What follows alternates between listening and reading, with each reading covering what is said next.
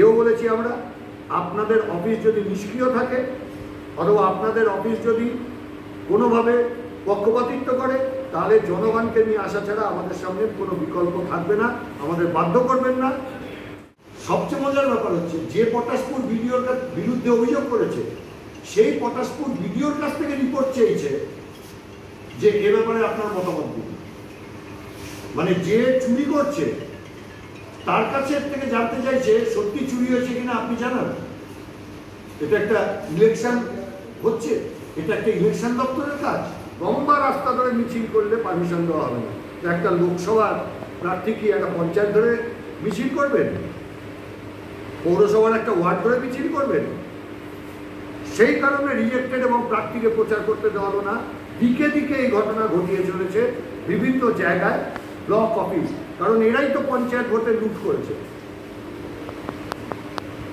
আমরা স্পেসিফিক এই কেস দিয়ে আমরা বলেছি আরও কেস পাঠাবো।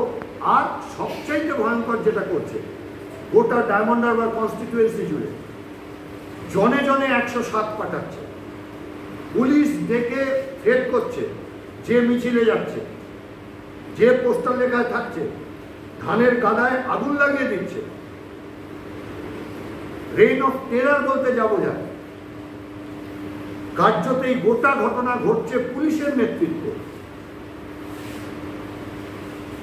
ফলে আমরা বলেছি ব্যবস্থা নিন, একটু দেরি আছে, আমরা আবার আসবো এই প্রেসিডেন্ট নির্বাচনের পর, তখন আমরা এইগুলো নিয়ে আরো কি নির্দিষ্ট কথা আছে, কি নির্দিষ্ট কাজ উনি করেছেন সেটা আমরা জানতে চাইব।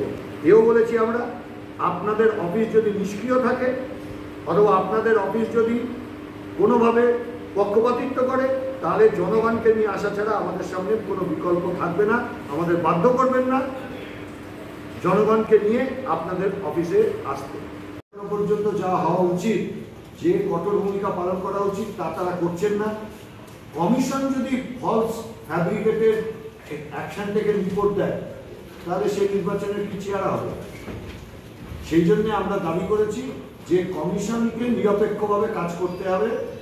পরিষ্কার দেখা যাচ্ছে মুখ্যমন্ত্রী ঈদের নমাজ পড়তে গিয়ে সেখানে ভোট চাইছেন, আর এরা অ্যাকশন থেকে রিপোর্ট দিচ্ছে না, উনি চাননি, ভিডিও বাজিয়ে শুনিয়ে দিচ্ছে। ফলে সেই জন্য আমাদের কথা যে এদের কঠোর হতে হবে এবং উপযুক্ত ব্যবস্থা নিতে হবে। আরে উনি তো আর একা কাজ করেন না, এটা একটা অফিস কাজ করছে। ওর অফিসের মধ্যে এইরকম সোর্সের মধ্যে ভূত ঢুকে বসে আছে, এই ভূতগুলোকে চিহ্নিত উনি করুন।